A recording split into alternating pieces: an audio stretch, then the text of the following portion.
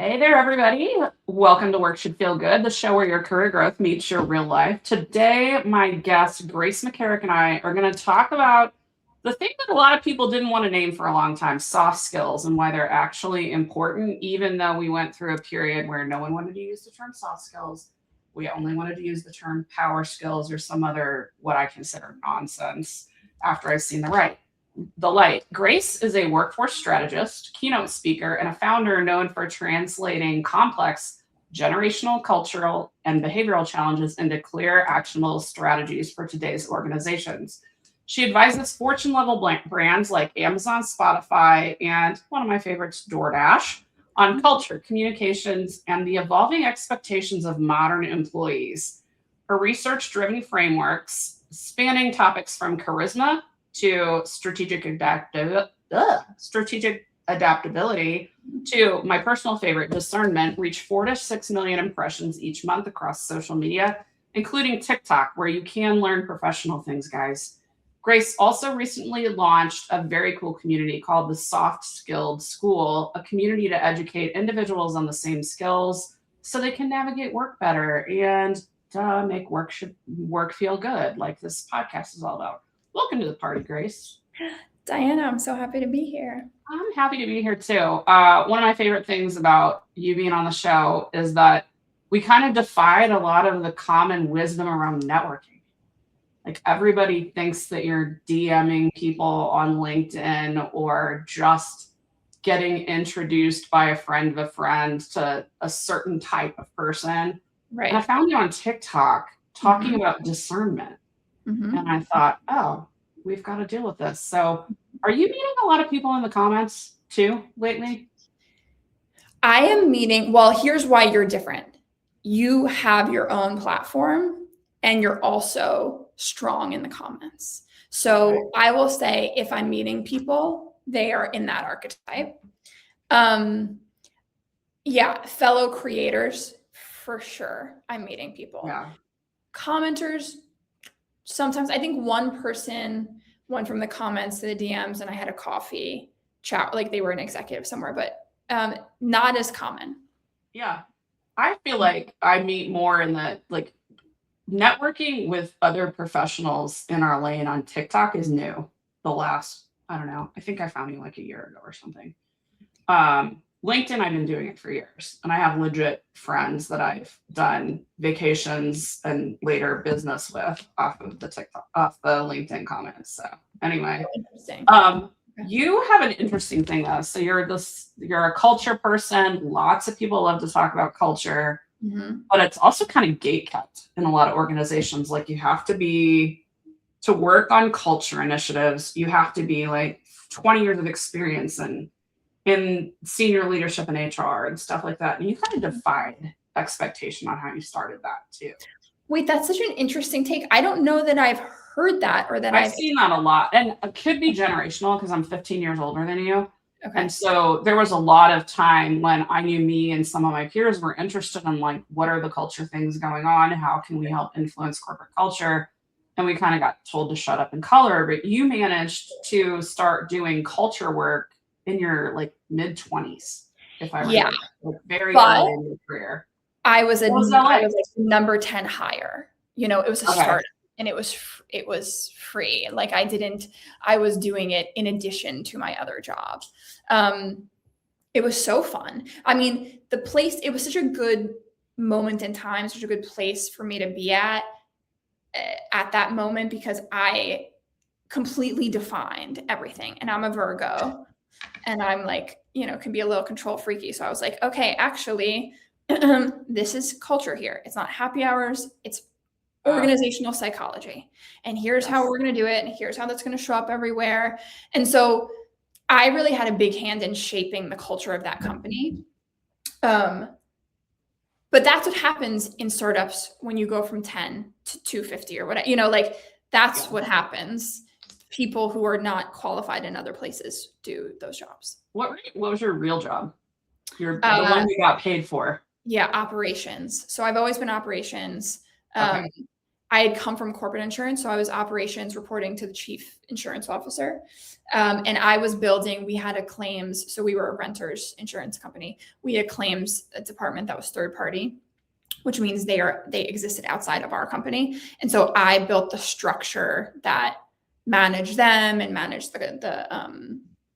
the clients coming in. And actually we had some issue because we had this, we were new. It was a bunch of non-insurance people building this insurance thing. There was 2 of us who had ever had experience in insurance, and my family's in insurance. So it's very glamorous. Don't be jealous, but I had this background in it. Yeah. And the guy who was building our customer service team, so that was our client-facing team, had a food background, was like this cool guy, had these other cool sort of experiences, but they were all these like cool artists in Atlanta, like 20-year-old artists, amazing, loved them, spent a ton of time with them. When things started hitting the fan, as they do when you're an insurance company and people are having life crises and they call you, our customer service was not prepared for that. They weren't prepared to discern an emergency. They weren't prepared for how people were going to talk to them. They weren't prepared for that level. So I pulled together this group I called the Mom Squad, and it was a group of part-time remote. This is way before COVID. Part-time remote primary caretaker moms who were wanting to get back into the workforce. So they could work, they couldn't work the normal hours. They couldn't come into an office, but they had a lot of capacity to work. Most of them had little kids in school, or one had a baby. And so they I think we had a backlog at one time of like 4,000 pieces of, whatever we were trying to get through. And these girls cleared it. These women cleared it in days. They were just unreal. I have one of my clients is a wealth manager, actually my financial planner. Okay. So, and he loves to hire moms. And like, I have to tell him, like, be careful about your language around that. Like, there are some compliance issues that you may want to pay attention to as a business owner, but it's that same thing. Like, nobody is more efficient than someone that has to pick the kids up at 3:00. And who knows how to discern an emergency? Yeah. Who can figure that out? Are you bleeding? Yeah. Are you bleeding? Is your house on fire? Yeah. Do you have somewhere to live? Are you safe? Yeah. Right. The catalyst was they hadn't clued us in, or something had happened where they and because of the nature of my role, I would get those middle of the night or weekend calls or emails because I had to be the conduit between, I had to understand what's going on. And there was one thing where they clued us in on something that did not matter. And I was like, I don't care the color paint, whatever was going on. And then the next time there was someone's house was on fire and they didn't clue us in.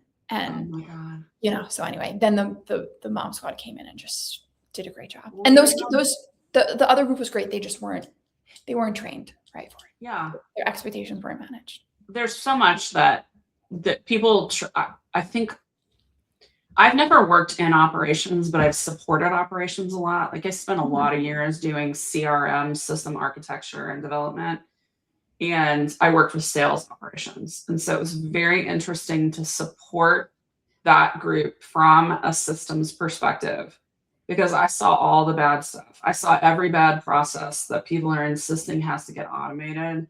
I saw also when people try to over operationalize things, it's like, yes, we need a structure and you need guidance on how to talk, but most people don't need to be told every single word that they need to say. And in fact, when you do that, you actually are deleting. It's the same complaint we have about AI now.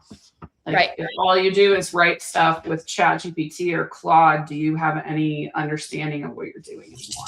That's so interesting. So I mentioned in the intro, soft skills had a backlash in terminology for a while. I actually, my tech background is that I always was working on the roles that were part in technology and part in people and process. And so I'm such an idiot. I don't have my mic close enough to my face. But PMI renamed them power skills. And I just wanted to hurl whenever I heard that. I didn't necessarily love the term soft skills either.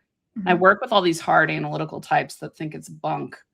So how do you define them for people? And how do you get people on board with the idea that they matter whenever there's so much discussion about hiring for hard skills and certifications and all of that today. I will say in 2026, I'm not having to convince anyone that they matter. It's all over World Economic Forum, any of the Forbes, Fortune, Business Insider. Everyone's talking about soft skills. Everyone's talking about how during AI, you most need soft skills. So fortunately, that conversation's off the table.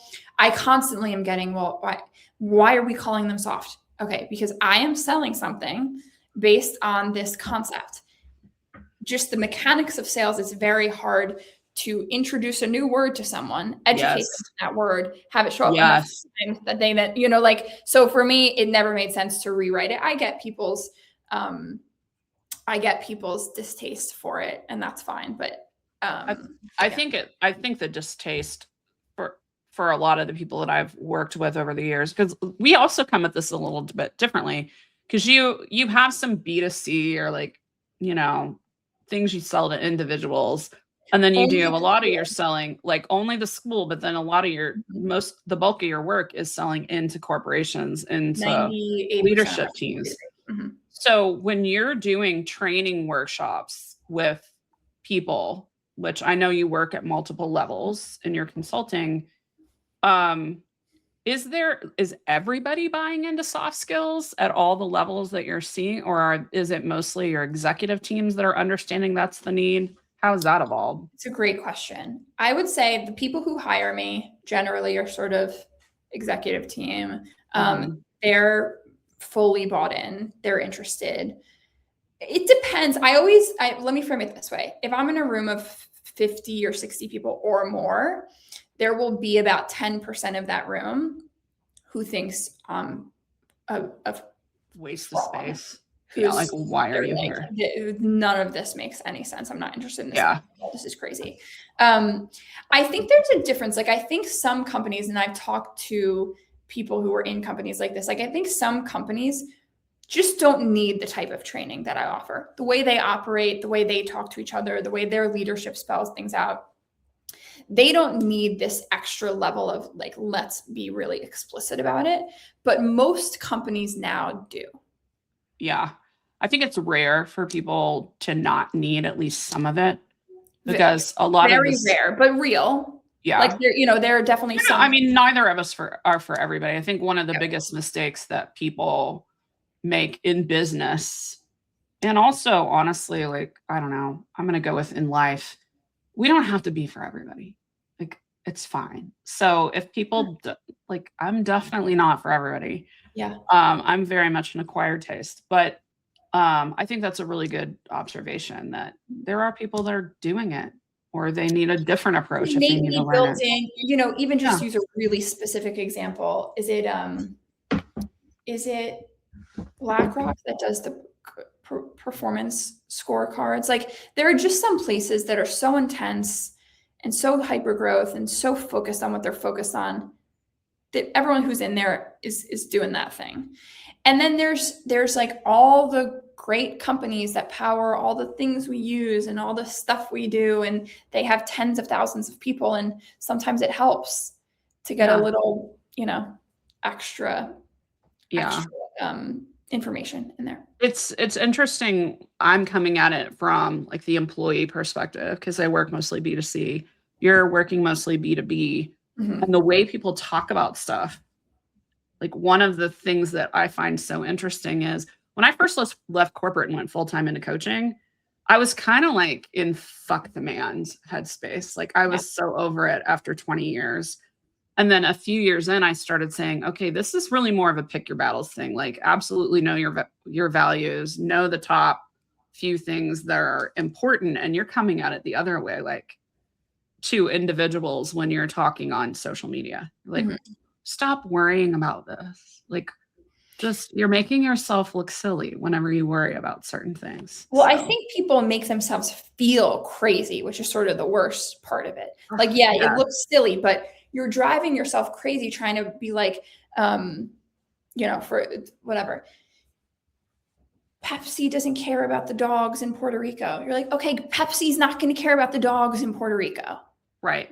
you know? Guess what? Neither do I. I don't want harm to come to dogs in Puerto Rico, but like I got my own stuff. Everyone has their own things they care about. I've got what do you feel like? What are some of the changes that you've seen when working kind of at a high level? I want to dig into a skill or two, but when you're working at a high level with your consulting clients that you've been with for a while, what are some of the changes they are telling you that they're seeing as a result of focusing on soft skill development? It makes the team, so a lot of the exercises I do are all under the umbrella of more agency, more ownership, better collaboration. It's kind of the, like, if I can hit any of those points, it's been successful. Soft skills are a great vehicle for that, and it's a great language. But at the end of the day, what we're always looking for: more agency, more ownership, better collaboration. What do people do?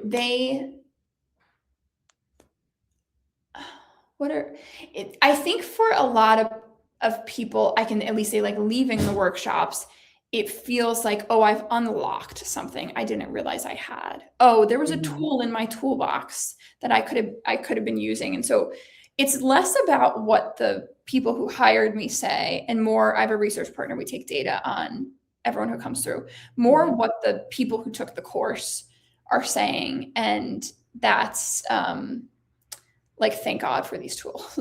Like, thank God I feel like I actually have something. Oh, this thing that felt so full of friction is actually way easier now. I was just going to use the word friction. Yeah. Because a lot of it is internal friction, because something does not feel right. And a lot of times we think it's us, which to a certain degree, like, kinda, yeah, it is. There is a skill that you don't have yet, or that you haven't figured out how to deploy, but it's not like an identity level, you're a terrible human kind of thing. It's a, you need to learn something kind of thing. So discernment is one of the first things that I found you about. And I've always been very interested in that word for a couple of reasons. Number one, I used to work at a company called Cerner, which is now part of Oracle. And, you know, the founder and CEO told us that CERN was basically a derivation of discernment. Like, that was what it was, decision support, like, stuff in healthcare IT. And then the other one is that it has a spiritual connotation, because for people that are Christian, there is, in the Bible, talks about a spiritual gift of discernment. And so I've heard about it from these angles in my life. So what made you land on discernment as one of the top skills to teach, and what the heck is it? I would love for you to explain that to people, because I think if people listen to this, understand discernment 5% better from listening to the podcast, their work life is going to be better. Great. Discernment is the ability to read the room, in a manner of speaking, and pull out and focus on what is most critical. The way I talked about it in the video that went viral, that's how a lot of people got to me, is this is the thing that keeps middle managers and people in sort of mid company stuck and not getting into senior management, because when they are going to their boss with problems, they don't have good discernment about what they're bringing there. So the thing that made them a superstar climbing up the ladder was, I'm identifying all of these different things and I'm able to solve them. Now, the higher you get, the less able you are to solve all the things you identify, and the less intelligent you seem for being able to identify them. It's just like everyone knows about those. That's so then table stakes, guys. Find a problem as table stakes. Yeah. Right. When you're sitting in the room with people who have limited time, limited capacity, and they need you to be really focused, and you're coming across really unfocused because you're getting really worked up about all of these problems that they already know exist. That is, so I have two groups that I meet with on a monthly basis, different types of executives from two different industries. And something I had kept hearing over and over again, one I've been meeting with for 2 years, one for a year, so I see them a lot. One I kept hearing over and over again was the difference between how they were talking to their bosses and how their reports were talking to them about specific problems and specific things. Right. And so that's sort of how I crafted. I did not think it would blow up the way it did. You like, the resonance of the topic has been so far outside. It's been really interesting. The thing that I remember the most when I started listening to you speak on this topic online was it was not necessarily as much about the way people speak to each other, but it's about the fact that you have 10 problems. The other 10 people reporting to your same boss also have 10 problems. Why are we making your boss have 110 problems? Like, pick the one that is driving all the things. And that resonated a lot because I have had the people do that to me whenever I was in management. And I was like, oh yeah, this is what was aggravating. And I was getting burned out because of it, because I didn't know what to do with 110 problems. Yeah. And I'm sure I probably dropped 55 of the 110 problems on my boss's desk, which it's like Amway at that point. We're just giving people all the problems. So I thought that was really good. And something I've been coaching people a lot on over time, back when I worked with people and now, is how do you speak differently? So what do you recommend to people when you're training people on how you got to read the room, you have to pull out what's most important? What do you teach people about how to speak differently to their leadership? So every single soft skill I talk about as a muscle. So you have to build the muscle, and then you have to flex the muscle. The building the muscle is mastering the craft of it. The flexing it is, how do other people see me as this thing? Yeah. And so what you're asking about is, how do other people see me as this thing? But I think first you have to get at being able to speak with discernment. Starts with the listening to how other people speak. Okay. Who does it well? Who's not doing it well? So that's the first thing people have to do. You cannot think your way into any of these skills. And we are in such an era where everyone thinks they can think their way. I'm going to be delusional, and I'm going to manifest this, and I'm going to write it down, and I'm going to, like, you can't think your way. I'm going to think my way into this right relationship or solving this friendship problem, or whatever. Can't think your way into any of these. You really have to practice.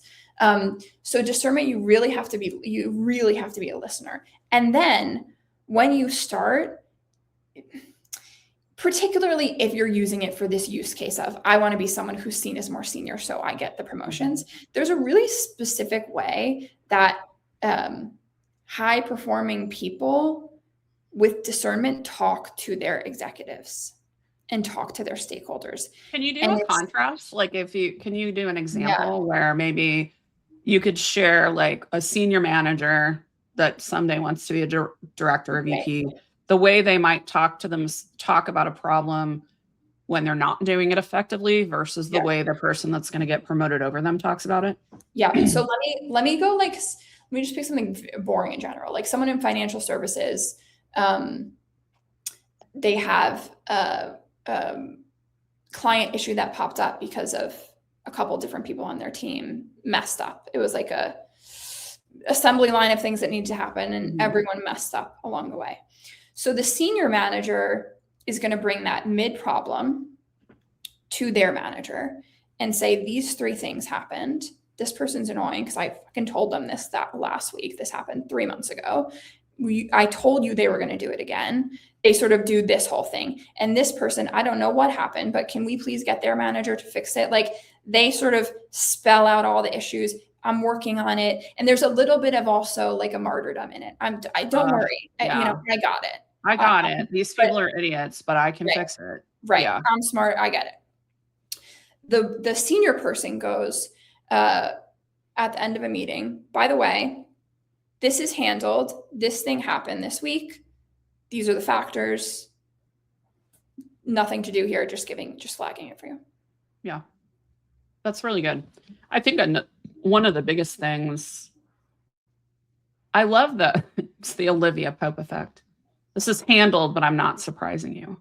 So one of my very early bosses told me, I can handle anything, just don't surprise me. And that was really something I carried forward for the rest of my career. Just don't surprise me. Yeah. The idea of it's handled, the idea of I'm doing this briefly is great. One of the things I feel like people fail at a lot is, at all levels, is they can't define what support looks like. So I will have people that I'm coaching one-on-one that are like, oh, I'm trying to break through XYZ and I can't get support from my boss or from so-and-so. Okay. And then I ask and the reason I know this is a thing is because I had a coach ask me this years ago. Yeah. You're so frustrated. What would support even look like? I'm here to do whatever you need. And I couldn't even say what support looked like because I was overwhelmed at the time. So it's a kind of a forcing question I give to people. And I'm like, don't go talk to anybody until you figure out what support looks like. Right. Because that's not going to look well for you. Right. At all. So. And people do, like for people who perform well, people want to resource them. Yeah. Yeah. Especially I work mostly with people that are in tech, marketing, some operations, some HR in my one-on-one coaching. They're usually making $150K plus, if not up into hundreds of thousands of dollars. Like these are not people that they're just going to fire on a dime. It's not the checkout person at your local store. Right. So definitely they want to support those people. Some of these people, it's $500,000 to replace them. By the time you factor in training and acquisition of a new person, it's like, you can ask for what you need within reason. Yeah. So there's an interesting thing that I was thinking about recently, and that is kind of the deal where companies say they want one thing and they don't mean it. So companies will say we value XYZ in a culture, but the reward is a mismatch of that. Do you see that at all in the work that you're doing? What are some of the examples where you see that, and how do you help people break through that so they can get things aligned? Yeah, I think a really easy example is companies will say, we value feedback, or we value transparency, or we value your opinion on this. And then they don't have strict mechanisms. They don't have it like, okay, when we say feedback, here's what we mean. And when we say your opinion, here's what we mean. And when we say we value whatever the other thing I said was. So without the parameters to say like, here's what your opinion means, and this is the context in which we'll value it, you've opened Pandora's box. Everyone's like, well, you want my opinion. Now you're not even listening to it. Yeah. It's like, no one actually wants to know the opinion of the 25-year-old junior data analyst on the reorg for the entire tech department. Right. No one. They don't care. They do care if there's friction created from it so they can figure out how to resolve it. And they definitely care if 5 people in that group are having friction and you can't get the work done, but they don't care. They're not calling you into the organizational design workshops with the consultant. And I think even lesser stakes than that. I think we've gotten so used to saying like, oh, we want feedback because people feel like it's a good thing. And feedback is good. Courtney Hirsch talks about this really effectively, where she's she's the CEO of Jumbo Media. She's a really young employee group, and she'll go, I want your feedback on this. Alternatively, we've made this decision. We're not looking for feedback. We've done it. It's happening. And so that's a huge thing I see, is that companies say they want something, but then they don't specify it. They don't break it down. They don't reinforce it. And especially for companies with thousands of people, you're like, everyone's you can see in the comments, like as a creator, you know this, you say something, you think you're very clear about it, and then you get 5 different interpretations in the comments. Yeah. And it's interesting. Here's where creator discernment comes in. Where was I not clear, and who is just being an ass in the comments or is willfully misunderstanding? So I think that feedback in particular drives me crazy because everyone assumes that it's negative feedback. They don't. This comes to mind for me because I was just like working on an abstract for a feedback session that I got asked for by a local user group. But good feedback isn't just positive. It is specific and it's actionable and it's related and we know what we're going to do with it. And we have receipts for it. which is different from positive feedback, which Mm-hmm. is, oh, I love your thing. Thanks. Your soft skills school is great. Your consulting was great. Your coaching was great. So that's a really good example though, because it does show up so easily. And we're now training. Well, actually, we're doing a bad job training. We're telling every manager they need to be a coach, never training them on what that means. I think that's another example. Mm-hmm. When you say 100%. Bad. Do you ever run across a situation where people are having something that's not a soft skills problem misdiagnosed as one?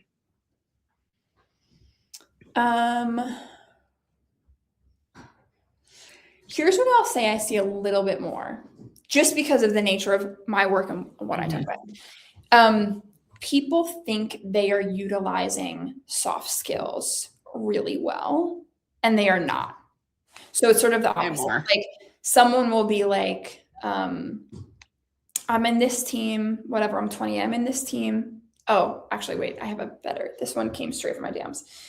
I'm 2 years into work. I'm at this company. I really want to seem eager. I have these soft skills. Like everyone always tells me, I have these skills. Great. Okay. She goes, I've been replying to all the large scale distribution lists just so people know I'm active and engaged. What do you think about that? I'm like, I think that's a terrible idea. That's like hitting reply all. No, she's literally hitting reply all. Well, I meant like I was thinking about in a forum, but I'm going back to my early. She's hitting reply all on everything. Dude, I don't ever want to reply all. Maybe if the building is on fire, send it to everyone. Right. Get the hell out of the building. But oh no, that's not it. Wow. Yeah, and there's a lot of that where people will be like, I'm really skilled at this, and this person's bad. And for me, it's always, if your immediate problem is someone else, you don't have the soft skills you think you do. Yeah. Soft skills is so much about, well, I don't know if I define soft skills from the beginning. Soft skills is, to me, my point of view on this is the way you read and interpret the world around you, filter it through your own systems, and then figure out how you can add the most value. That's it. Say that again for the people in the back. Yeah. That is so good. Yeah. The way you read and interpret the world around you, filter it through your own systems, and then figure out how you can add the most value. And that comes in so many flavors, shapes, sizes, so many skills. Some people will be innately better at them. Some will be innately better at others, but this isn't like, oh, I'm really good at math. Right. It contextually will change. You might have been like amazingly self-aware 5 years ago in that company. And now you've told yourself a story for a long time. And now you're in this place where you're not self-aware. And so what you think you're doing is backfiring. Oh, that's a really good point. It also evolves. Like one thing when we're trying to grow our careers is that the expectations and what's considered good when you're in whatever, senior project manager, it is not considered good whenever you're in a director role. I know. It's just not. Mm-hmm. And that's not to say like you're bad. It's just to say that it's table stakes. It kind of, to me, feels like I work largely, like 75% of my people are in tech in some way, whether it's like cybersecurity, engineering, leadership in those, or whether it's like product and program management. They're doing work in tech. And anytime I ask people, what are you about? Like, what lights you up? Every single person says solving problems. And I say, well, no one hires for anybody unless they have a problem to solve. So stop saying that because you look silly. Yeah. If you want to talk about what problem you solve and how it moves the needle, like that's cool. If you want to talk about the unique way you solve problems and how that is a value add, then absolutely. But just saying I solve problems, like I solved problems in first grade arithmetic. So I hear that a lot also. It's funny. I did a personal brand course on Maven with my friends, Mallory and Joe. And when people start to orient around their, like, what is it they want people to understand about them? Everyone starts out the same way. I'm really good because I go into companies and I roll my sleeves up. Like, okay. That's the last thing I want to do. So does everyone though. Like anyone, whatever their position, whatever they were doing. I go in and I roll my sleeves up. Okay. So well, it's the people that I really take notice of are the ones that say, actually, don't roll my sleeves up. I'm an architect. Or I'm like the orchestra conductor. I'm going to help all the other people figure out where exactly they need to be. Well, that's your profession. You know, that's my profession. Yeah, that's a different ball of wax than what you're dealing with. So, which is why I think it's so interesting to talk to people that are doing so much more of the company side like you are. When we think about this whole feedback thing, so we talked a little bit about here's the mismatch. People are saying things like, you know, I value feedback, and then they're not giving structure. Like how is misapplying soft skills in that way actually hurting people with their leadership advancement? Like what is happening to that leader that keeps telling everybody in their 50-person organization, I value your feedback, and then it's just handling it all wrong? What's that doing to their prospects and to their team? It's a really interesting journey because at first people just start to distrust. Like, I don't know if they're actually listening. And then what happens is they start to not respect that person. And then there becomes sort of the grim reaper of all relationships, disdain, contempt. Because so they think they're checking leadership boxes by saying, I value your feedback. I value your feedback. They're getting all of this feedback.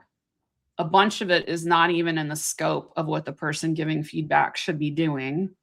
And so they're either not taking any of it, and then the team's pissed at them, or they're trying to be everything to all people, and then that's people-pleasing behavior, and that also doesn't look good. So, thank you for extending that. Because that's the really hard thing for me about soft skills, like that line that you drew. What did you say? They stop trusting you, they stop respecting you, and then they start respecting you, and then it go into disdain and contempt. Yeah. That's a really important progression, because the job that people are happy in now, and then 18 months later, they're not happy in. That's a lot of what's happening. And you must see that all the time. I'm not asking a question. Right. I'm saying that is exactly what is happening. Right. And I have a guy that I've known for years and years, and he talks about having a 6-month rule for this reason. So he can see if things are going to get better. Because sometimes, like, it just sucks for a season. You're working too much or whatnot. He puts a marker on his calendar for 6 months from the first day that he's like, God, should I still be here? Right. And then he gives it that 6 months to get better, because it never stays the same. It either gets better or it gets worse. And so that progression you just talked about definitely can unfold over a matter of months for sure. That's a really cool way to look at it. We need to talk about another of the internet's favorite topics. Great. Wet hair. Yeah. We have to go there. I knew it was coming. Wet hair, and I think that I don't know exactly what you call this skill, but the whole showing up with polish thing. So talk to us about the wet hair viral moment for people that haven't heard you, because that you're apparently like a corporate shell, and you're sexist and misogynist and like all of this stuff because of this piece of content, this take. This one was really interesting because it came out of, I was getting so many questions one season about appearance. Like I had a law firm kind of be like, we have these 35-year-old lawyers that post-COVID just are dressing so sloppy with our clients. And then someone else came in and said, can you talk to us about how to dress? And then a hedge fund came in and whatever. It was a really interesting moment in time where I just got a lot of appearance questions. And so I ended up working with this woman I met on TikTok. Her name is Julie, and she's now a teacher, but she had gone to law school in Oxford, grew up in California, was doing a bunch of interesting things, just like a really interesting old soul, young but old soul, like deep, full of context person who was doing some styling stuff at the same time. So I forget how I happened upon her, and I was like, oh, I kind of need a partner in this appearance thing, I think it'd be really interesting to have someone with she had such a philosophical, intellectual approach to appearance at work. So she sounds like my kind of person. Yeah, you would really like her. I'll send you her link. She had said something along the lines of anything that's not professional, because and she's Gen Z. So there was a lot of me like flexing my biases against her when we first started working together. And I was like, here's what I think, break it, And so she had said something like, the way she defines unprofessional is anything that takes you out of the current moment you're in. Ooh, okay. I love that definition. Yeah. Yes. Because I've actually been seeking a good definition of this for a long time. I grew up in like, so much of what I did was tech. I worked in a digital marketing agency. I've worked in tech, and I've seen everything from like, you better be in a suit and a white shirt and tie, or heels and a, skirt suit if you're a woman, which was early in my career as a consultant, all the way through like hoodies, but they're professional. So it takes you out of what you're trying to do.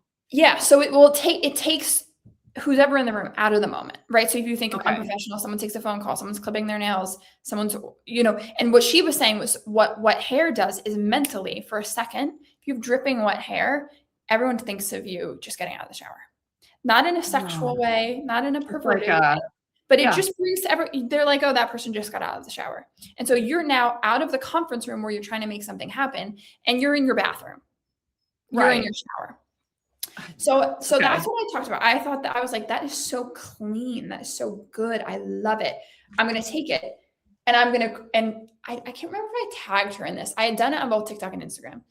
On Instagram, it was one of my first videos that just started going haywire wild. And meanwhile here, I'm thinking like, let me make sure to tag on Julie, because this is so brilliant. People are going to love it. It starts to just blow up. And listen, there's an argument where people are like, this stuff doesn't matter. This stuff, if you're so focused on this, and actually it's really unfair for people who have this, and this thing. And yeah, everyone's going to have their own approach to this. Everyone's going to have their own truth around it. Yeah. The shower, to me, I thought the shower thing then made me think, okay, what are all the other things that would take someone out of that moment? That helped me orient around looking like professional behavior. It's really good. I mean, it's also the lint all over your suit. It's the animal hair.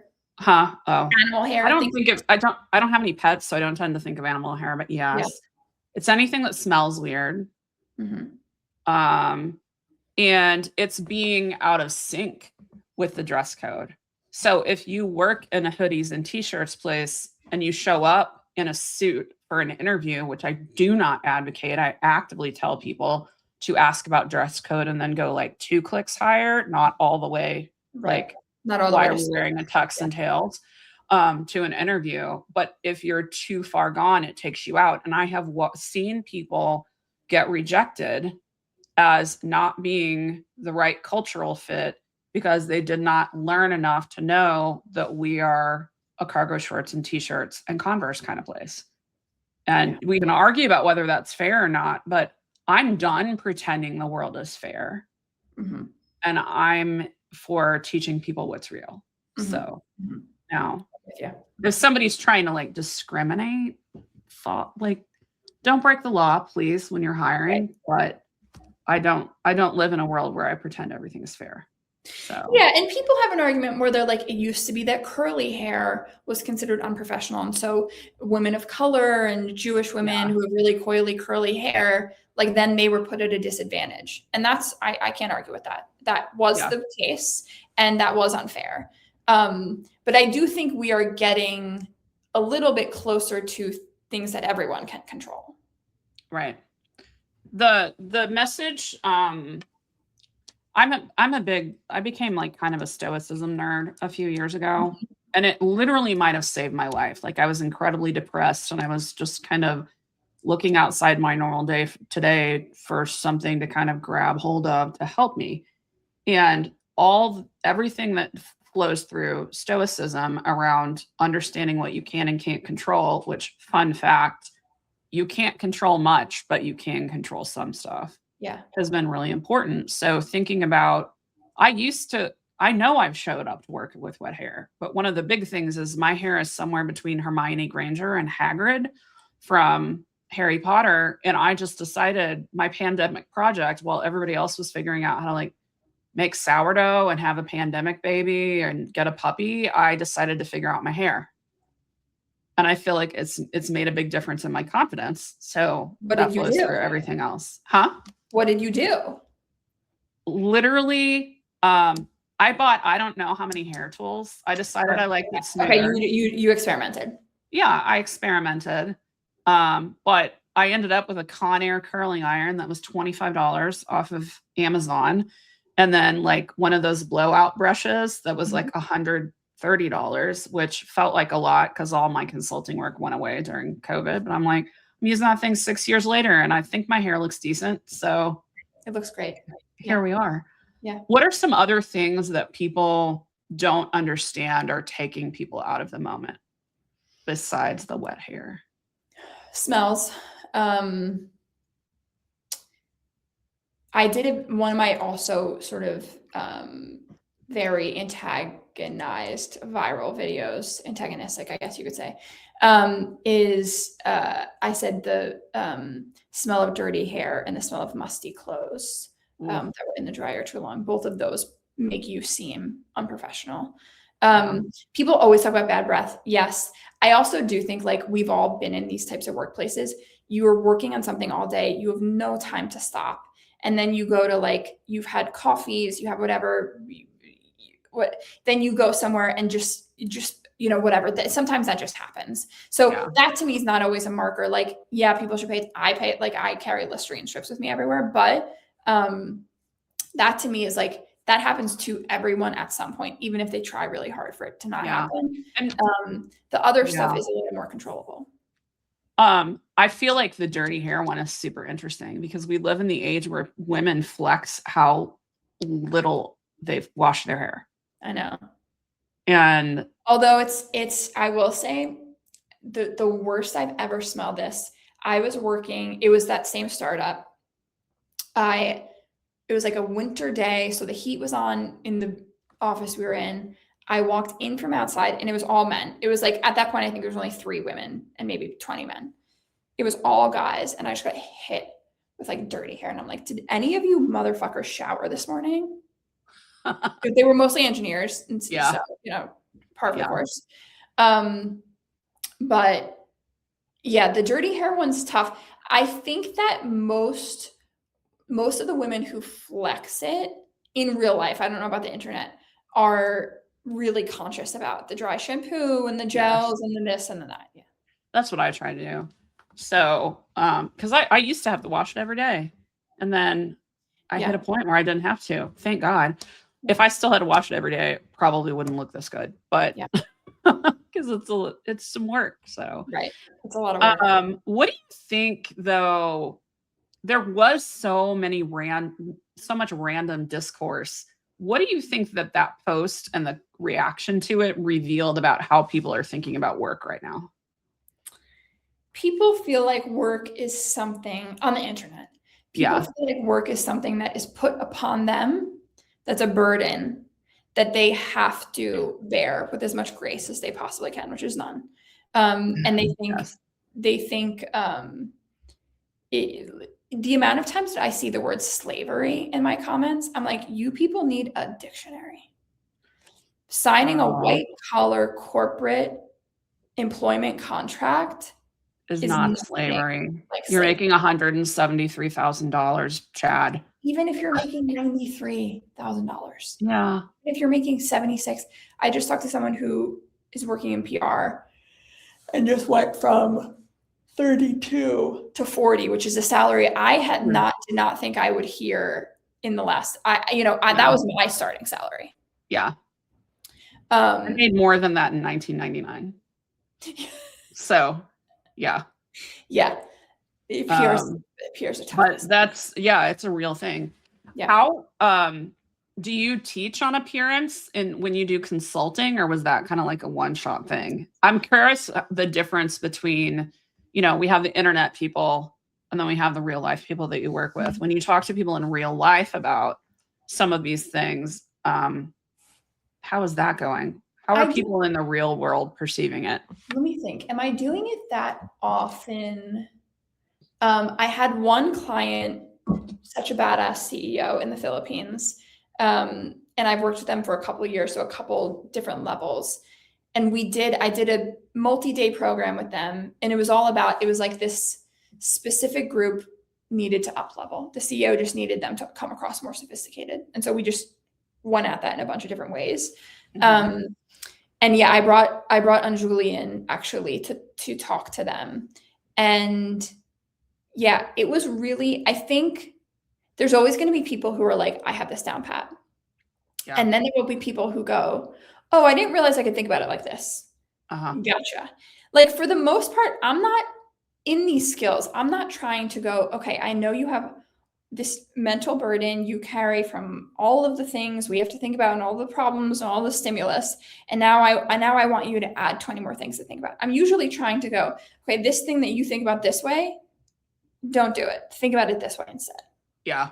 I feel like the perspective check is, 98% of my job, I feel like, is changing perspective. Oh my gosh, sure. Right. Especially people's perspectives on themselves in the work that I do with most people. So I'm going to ask you like one more soft skill thing. And then I have a couple of kind of lightning-ish rounds before we close. So hit it. The first one is, what soft skill do you think is going to matter a lot more in 5 years than it does today?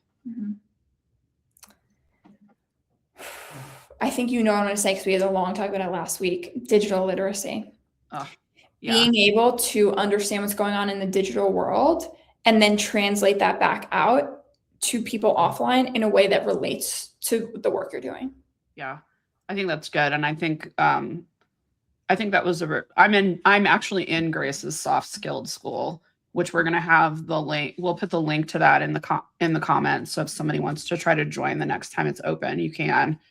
But digital literacy, my favorite thing that we did whenever you assigned that to us was talk about how are the conversations different in person versus LinkedIn versus TikTok, et cetera. That's really important, especially when you're working with a multi-generational workforce. So yeah, and you need to be able, there's so much noise. You need to be someone who's parsing through the noise and not adding to it. Yeah. Definitely. And it's something that a lot of people think can't be learned either. We're just used to thinking of some of our colleagues or friends or whoever are the ones that can put their finger on it, but there's no reason. 100%. No reason at all. If people are trying to practice this, like go find a video, copy like 25 comments, dump it into ChatGPT, let it tell you, see if you notice the same trend. Like it has never been easier to learn how to distill the themes down than it is right now. 100%. So, and still, it's such a highly valued skill. Yeah, it's a really good one. Well, my lightning round questions. First one is, what is the worst piece of career advice you've ever received? The work will speak for itself. That is probably my top one. The work will speak for itself. What about something you've changed I stole this one from Adam Grant, who I love. What's something you've changed your mind about recently? Oh, I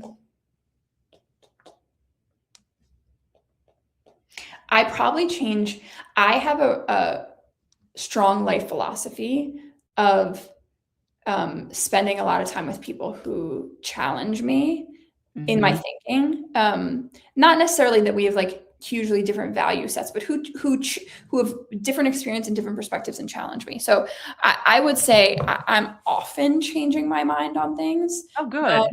That's called maturity. And intellectual curiosity. Sanity, honestly. Yeah. Not having to, okay, what is something I recently changed my mind on?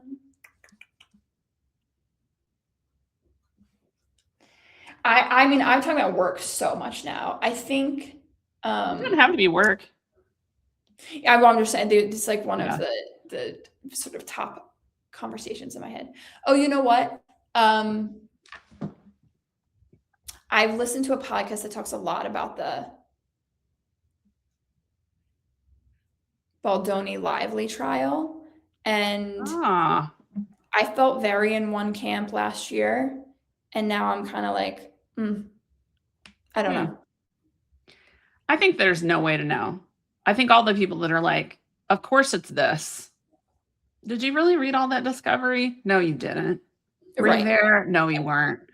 Right. I can have a gut feeling, but yeah. And I try not to follow that too much, but it's hard to avoid if you're on the internet in the year of our Lord 2026. Right, where the internet discourse is a completely different beast than what the actual trial's about. Yes. Yeah, for sure.